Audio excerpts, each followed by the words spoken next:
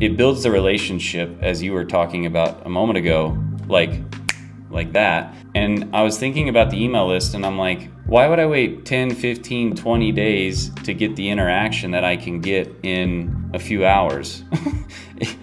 and it's even more impactful because I actually get in there with them live. And then on top of that, you're actually helping people. Like, you're servicing them. It's not something, when I had the emails and all of that, and I'm very good at that. I love it. I know I could set up an email list right now. I could set up an automation right now, and I could have all this happening. But Skool actually emails people for me, and they emails people what they actually want, which is an aggregate, or they basically take all the best posts and they put them together into a digest, and then they send it out. And then I can also, every 72 hours, I can make a post and send it to people. And I'm like, what would I need to say that I can't say every 72 hours and get the point across here? And it actually, because of the restrictions of not being able to just pump emails to people, it actually makes you a lot more resourceful, therefore more creative. And then when you do actually send something, it has more punch and pop than anything else, which then works better. But what I also love about it is the fact that stays in the community afterwards, because I create that email and it just stays there for people to enjoy whenever they want. And then inside of the community, it's very transparent.